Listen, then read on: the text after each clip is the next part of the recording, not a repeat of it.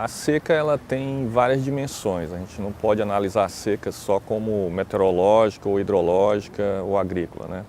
É muito voltado ao setor que você está mais afeito, né? No caso, nós estamos muito vinculados ao setor de recursos hídricos, né? Então, o nosso olhar é mais para a seca hidrológica, né? No caso, na reposição dos recursos hídricos para os reservatórios gerenciados pelo Estado. Isso nos coloca alguns desafios, né? Porque quando a gente fala nos reservatórios gerenciados pelo Estado, são sistemas pequeno, médio e grande porte, mas que não atingem uma escala mais local, né? E essa falta de governança mais na escala local, ela tem implicações, né, nos recursos, na reposição desses recursos, desses reservatórios que são gerenciados pelo Estado.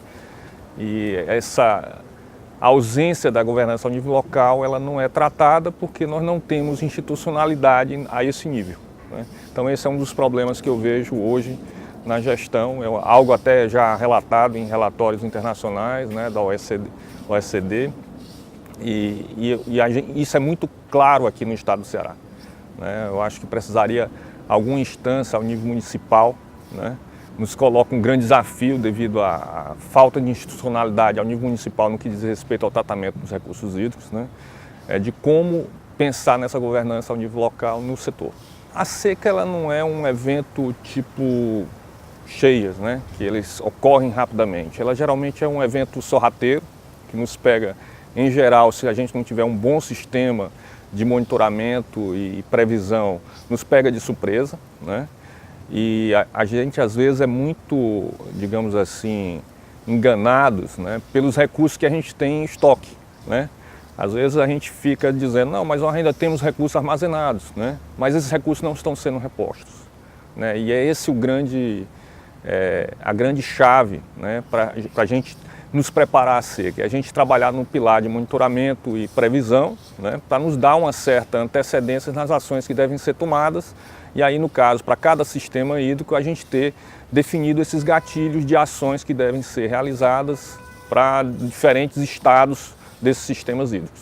Nós temos um impacto muito forte nos estoques, né, de armazenamento. O estado do Ceará atingiu volumes que representariam menos de 6% da sua capacidade de armazenamento, que é de 18,7 bi, né? Nós ficamos em torno de 5,8% dessa capacidade. Então isso foi um ponto baixo aí nesse armazenamento ao longo de todo esse período, né? E com isso, é claro, com os reservatórios com os níveis tão baixos, nós começamos a ter problemas, né, sérios de qualidade de água, que são problemas já recorrentes, né, mas nunca tiveram, né, tão graves, né, diante a situação do armazenamento. E com isso nós já começamos a ter cidades, né, sendo abastecidas por baterias de poços que foram perfuradas pelo sistema de gestão de recursos hídricos do Estado, né?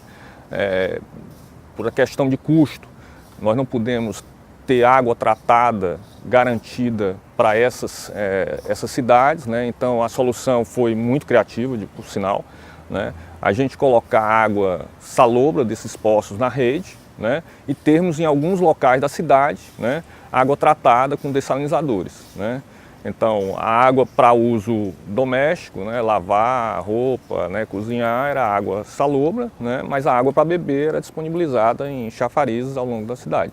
Então essas soluções que surgem nesses momentos de crise, elas vieram mais para amenizar os impactos, mas os impactos com certeza eles foram muito dramáticos, né, e colocou esse grupo de recursos hídricos trabalhando praticamente 24/7, né, 24 horas, 7 dias na semana, né, em contato por redes sociais, telefone, tentando resolver problemas de vazamentos que ocorreram, né, ao longo da implementação dessas soluções, né, durante todo esse período de seca, né, que a gente coloca como tendo iniciado em 2012, mas na verdade esse problema já veio de 2010, né, que nós tivemos um ano de El Niño muito forte, né, e se não fosse as decisões tomadas em 2009 para, eu vou chamar de não observar o plano de controle de cheia do Castanhão, hoje com certeza nós não teríamos mais água para a região metropolitana de Fortaleza, né? Foi decidido não observar o plano de controle de cheia para poder terminar o período chuvoso em 2009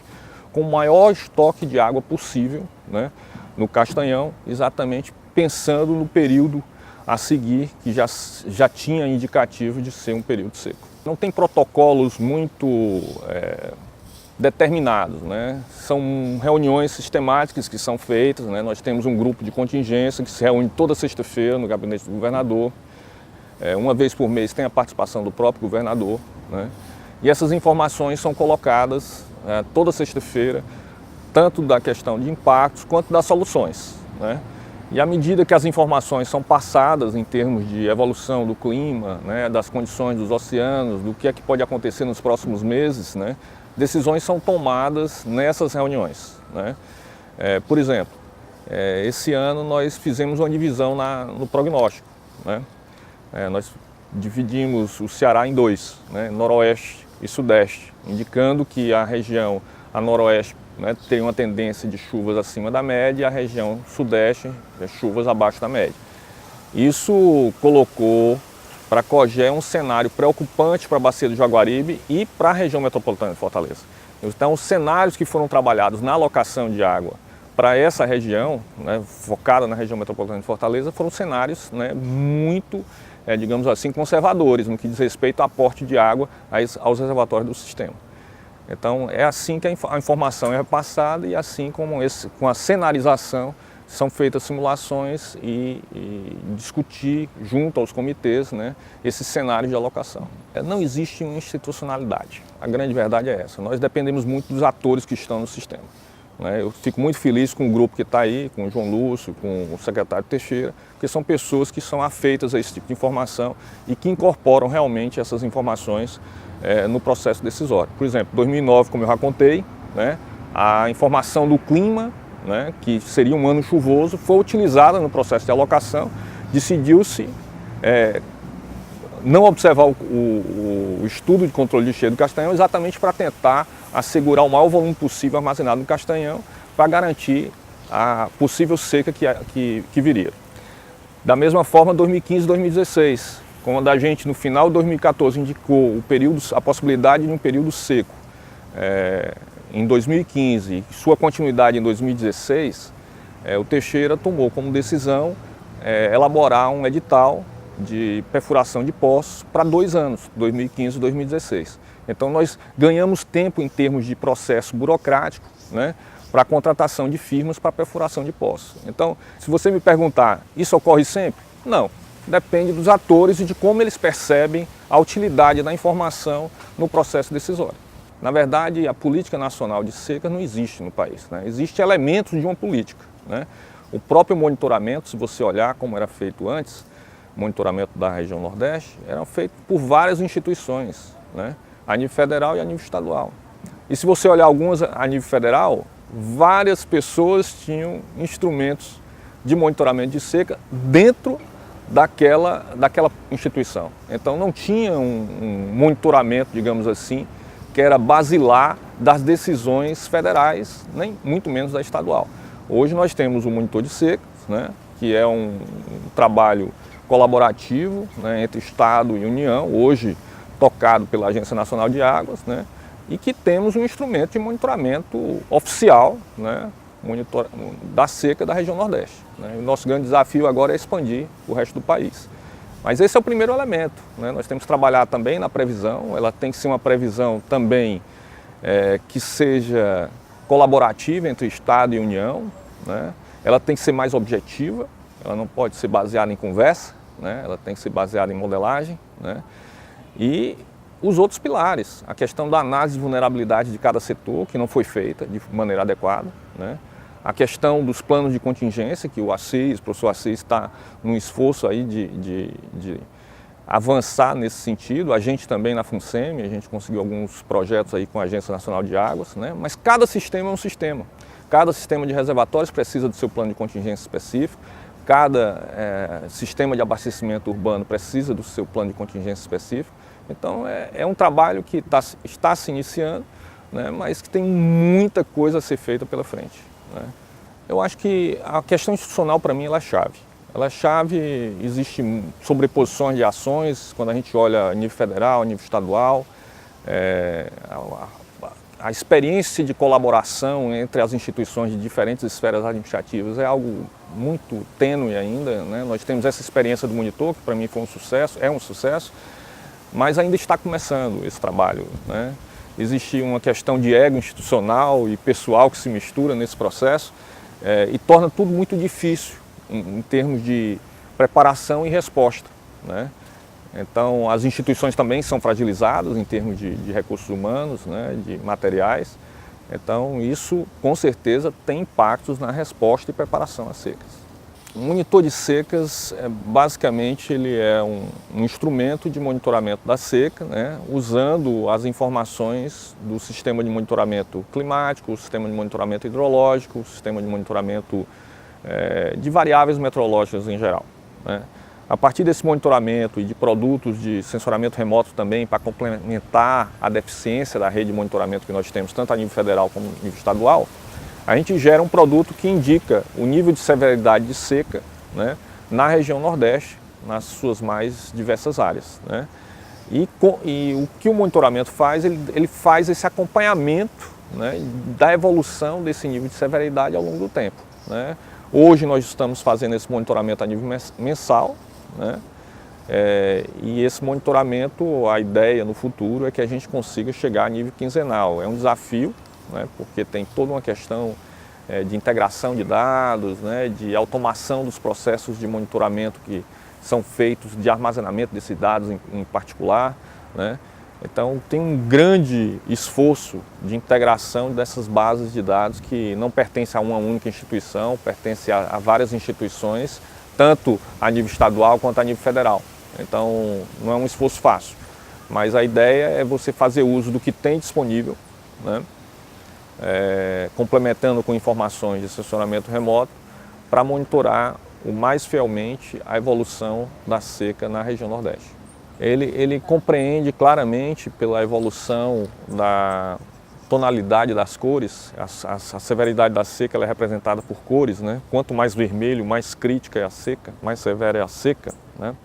Então, se ao longo do tempo uma dada área está se tornando mais vermelha, significa que a seca naquela área está se tornando mais severa, o que significa que os recursos naturais não estão sendo renovados, como a água, né? Então, a água para aquela região ela não está sendo renovada de maneira sustentável. Então, acende a luz vermelha, digamos assim, no que diz respeito, né, à atenção para aquele sistema hídrico em particular. É claro que o monitor de seca ele tem uma escala regional, né, e a gente tem que ter cuidado, porque a escala regional ela dá um olhar, né, mais sinótico e não focado num dado sistema de reservatórios. Então, o sistema de reservatórios ele tem que ser estudado também, o seu monitoramento, como é que deve ser feito e como atrelar esse monitoramento ao monitoramento realizado com o monitor da seca, né, para que essa relação ela seja bem estabelecida e que nos permita dar alertas claros, né, àqueles gestores que são responsáveis pelo monitoramento do sistema hídrico. A gente tem feito um esforço, eu diria que é um esforço muito grande, porque pela carência de pessoal hoje, né, em contribuir para essas reuniões de alocação. Eu acho que o modelo da reunião de alocação, ele tem que ser revisitado, né?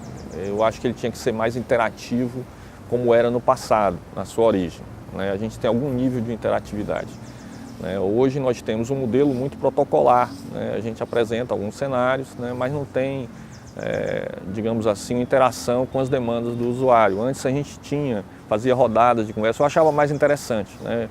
Criava um vínculo maior. É claro que tem uma dificuldade operacional de se fazer isso, né? Hoje as reuniões são enormes, né? Com um número muito grande de pessoas, então talvez seja até impossível conseguir de novo esse nível de interatividade. É por isso mesmo que a COGE tem colocado uma diversidade de cenários, né, de alocação, e isso é colocado na reunião, né, para a discussão. O que a gente tem feito, basicamente, é colaborar diretamente com a informação climática nas reuniões de alocação e indiretamente, através da COGE, com cenários de alocação. Então a gente estabelece cenários de clima e cenários de aporte aos sistemas de reservatórios e a COGEL usa isso nas simulações dos reservatórios. A gente sempre produziu essa informação, sempre não, né? Desde 2004 que a gente vem fazendo um esforço de não só oferecer a previsão climática, né, mas agregar valor a essa previsão em termos dos impactos dessa previsão, em termos de aporte aos reservatórios, etc. Né? Mas o uso mais efetivo, ele realmente se tornou nessa seca mais recente, né? Em termos de cenários de aporte, né, para as simulações dos reservatórios. E isso aí muito pelos atores que estão, né, à frente das instituições. Eu não sei se numa eventual mudança isso vai continuar, não dá para saber. Tem que tentar institucionalizar esse processo o mais apressadamente possível, né, e torcer para que ele realmente entre no dia a dia das instituições que estão envolvidas nesse processo. Eu não sei como é que seria uma seca como essa no futuro com outros atores. Eu não sei. Eu não posso afirmar que nós estaremos com um nível de preparação melhor ou pior ou igual, compatível que nós estamos hoje. Sinceramente, eu não consigo ver isso claramente. Eu acho que o nosso grande problema é de comunicação, e aí eu tenho que ser bem sincero que o problema de comunicação ele não é bem das instituições, né, que estão aí na linha de frente. Eu acho que a necessidade de algumas decisões mais duras, com impactos mais severos sobre setores usuários, elas vêm sendo declaradas na mídia, né, por secretários de recursos hídricos, pelo gerente da COGEL, o diretor da COGEL, né, pela gente da FUNSEMI, né, mas existe ainda, e aí se você analisar o que aconteceu em São Paulo, em outros estados do Nordeste, isso é muito evidente, né, a questão da necessidade da gente maquiar um pouco a crise, né, de você usar sofismas para amenizar essa crise. Não, nós não temos racionamento, nós temos manutenção preventiva do sistema, né? Nós não estamos no volume morto, nós estamos no terceiro volume estratégico, né, do reservatório. Então tem coisas assim que a gente olha só para um leigo muito afastado realmente do que é a importância da água nos centros urbanos, né, que pode cair numa conversa dessa, né?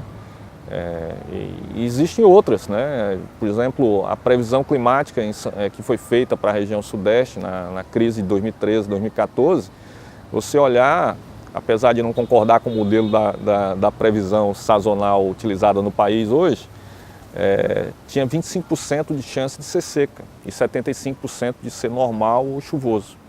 E o gestor de recursos hídricos lá, o secretário de recursos hídricos, até uma pessoa da área, né, ele coloca numa matéria do Globo dizendo que não tinha como prever essa seca, porque tinha 75% de chance de ser normal ou chuvoso. Ora, tinha 25% de chance de ser seca. E esse era o cenário para ser utilizado diante do estado do sistema Cantareira. 25% de chance não é uma probabilidade desprezível, é 1 em 4. Se eu tivesse essa chance, eu jogava na loteria todo dia. É claro que o prêmio devia ser baixo, né? Porque com essa chance de ganhar, mas esses sofismas eles estão muito presentes, né, nos gestores, né? E isso é algo que você vê no país todo. Eu acho que essa componente de comunicação, ela vem sendo lidada muito por gente de campanha e não gente de comunicação. Porque se fosse gente, profissionais de comunicação, iria entender claramente a importância de ser transparente quanto à temática. Não é feio dizer que nós vamos ter que implementar um racionamento. O racionamento é um dos instrumentos da gestão de recursos hídricos. Mas, infelizmente, o setor de comunicação, ele ligado a governos, e aí eu falo de maneira geral, né, ele está, muitas vezes, ligado à questão do marketing político, não à comunicação da temática que é a escassez hídrica. Eu acho que Primeiro nós colocamos na agenda do governo, né, o pensamento de médio e longo prazo. Isso aí foram várias discussões que a gente tem feito no âmbito do governo Camilo, né, da necessidade da gente pensar o médio e longo prazo. Eu me expressei muito claramente que esse grupo, com certeza, ele vai ser reconhecido pela resposta à crise. Mas a gente não pode ficar conhecido como o grupo só da crise. A gente tem que ser também o grupo que pensou o médio e longo prazo. E aí o Teixeira, uma iniciativa própria, ele lançou o plano, que inicialmente era o plano decenal, né, mas diante do volume de ideias e de recursos necessários para implementar, viu-se que na verdade é o plano Ceará 2050, porque 10 anos é pouco para implementar. Então, e ali não está presente só infraestrutura, que é muito comum quando a gente vê respostas de governo, né, a gente lança a mão só de infraestrutura, né, e o foco na infraestrutura é outro problema, porque ele tira o foco da gestão, né. A gestão é tão importante quanto a infraestrutura. A infraestrutura ela pode se tornar até um problema, né, porque a água é vetor de desenvolvimento. Você levar água para regiões vulneráveis, você está colocando mais pressão sobre essas regiões vulneráveis, né? Então a infraestrutura ela pode ser um problema. E o foco na gestão que a gente tentou dar com a iniciativa de plano de seca para todos os sistemas hídricos, para algum sistema de abastecimento urbano, para estudo de controle de cheia. Nesse momento, pensar em cheia, né? A gente tem que pensar em cheia na seca e na seca na cheia, né? A gente não pode esquecer esses extremos, a gente tem que estar sempre atentos à possibilidade da sua ocorrência. Então, essa componente de estudos ela está muito presente, o conhecimento está muito presente aí. Esse ano eu tive a oportunidade de participar de uma reunião da FIEC, exatamente sobre uma reflexão sobre o setor de recursos hídricos, essa questão da crise atual e o pensamento futuro, o olhar futuro, né, para as próximas crises, né? E lá nós tivemos uma fala do secretário Maia Júnior, secretário atual de Planejamento, que ele coloca muito claramente que a maneira do Ceará dar um novo salto de desenvolvimento é exatamente pelo conhecimento. É a única maneira da gente criar desenvolvimento no Ceará.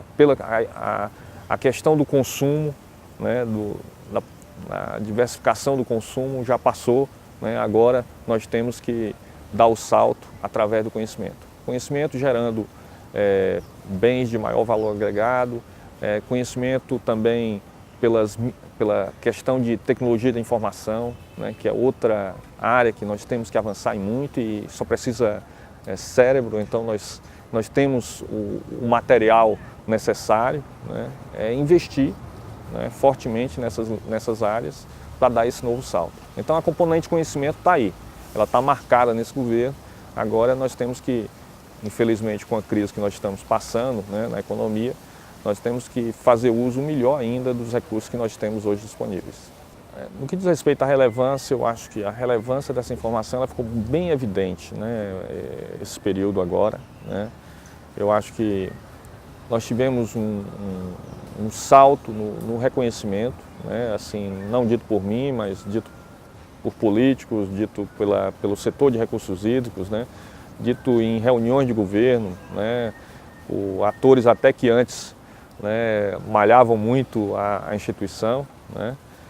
É claro que esse reconhecimento ele não vai atingir a escala, né, do Estado como um todo, a população de maneira geral, porque o cearense também gosta muito de uma piada, né, então ele não vai perder a oportunidade da piada, é mais fácil ele perder o amigo, né.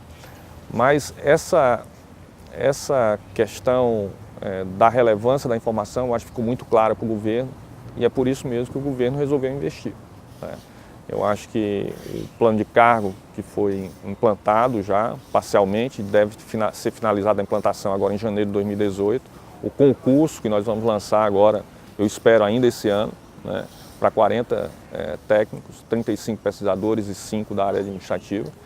Então tudo isso mostra, deixa evidente o reconhecimento desse governo, né, e dos atores que nos ajudaram a construir esse reconhecimento, né, do papel da FUNSEMI no setor de recursos hídricos em particular, mas não só nesse setor. Eu acho que a gente tem que investir mais no sistema em si, né, no sistema de previsão, né, dar utilidade a essa previsão, maior ainda, né, e para isso esses estudos que a gente identificou como necessários, né, como incorporar essa previsão, por exemplo, nos planos de contingência, né, como incorporar essa previsão no plano de controle de cheia do Castanhão, né, olhando o outro extremo, né. Então isso tudo é muito relevante para as secas futuras, né. Agora nós temos uma vantagem com relação a essa seca, é que o sistema de monitoramento ele está mais maduro, né? E o sistema de previsão também está mais maduro, porque nós fizemos uma mudança em 2013, em pleno período de seca. Nosso sistema de previsão, a mudança mais dramática que nós fizemos foi em janeiro de 2013, nós colocamos operacional um sistema baseado em modelagem atmosfera global, rodado na FUNSEMI, acoplada com modelos regionais, tirando o viés subjetivo da previsão sazonal. Então nós pudemos tirar um pouco o componente humano, suas vaidades, né, suas disputas de ego, num processo de previsão sazonal, só para vocês entenderem, ela é um processo de diálogo entre especialistas, né? E aí entra vaidades, entra componentes humanos, né, que a gente não tem muito controle, né, do que sairá.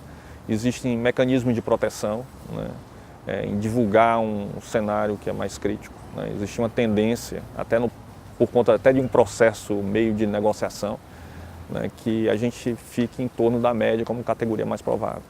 E isso passa um sinal muito, digamos, neutro para o processo de tomada de decisão. Então vai ser em torno da média, a gente não precisa fazer muita coisa. Não. Na verdade, até mesmo em torno da média, para o setor de recursos hídricos é uma preocupação, porque em 50% dos anos em torno da média, nós temos aporte abaixo da média.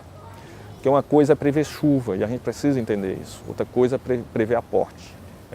Existe uma série de processos intermediários entre a precipitação, né, e a geração de escoamento que precisam ser levados em consideração para que a gente realmente tenha um valor agregado à previsão climática. A nossa contribuição tem sido muito fazer uso da previsão climática no processo de cenarização, ou seja, dos aportes que nós teremos nos reservatórios. Então a gente usa a previsão, roda modelos hidrológicos e nós temos as vazões afluentes a cada reservatório estratégico do estado. Às vezes as bacias são muito pequenas, a gente utiliza outros mecanismos para cenarizar, né? Mas na grande parte dos sistemas mais relevantes, Jaguaribe, região metropolitana, a gente usa um processo acoplado de modelagem hidrológica ao sistema de previsão climática. E a cenarização de mais longo prazo, a gente analisa campos oceânicos, né? A gente tem um sistema de monitoramento semanal, que a gente apanha dados no globo, né, e gera produtos e passa todos esses produtos para atores federais e estaduais, né, que têm afeição, não é, com esse processo de tomada de decisão ligado ao setor de recursos hídricos.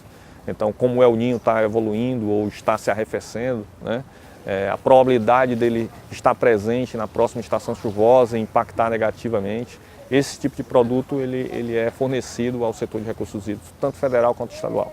Não, o que a gente tem, assim, ainda na componente conhecimento, algo que a gente tem buscado são muitas parcerias, né?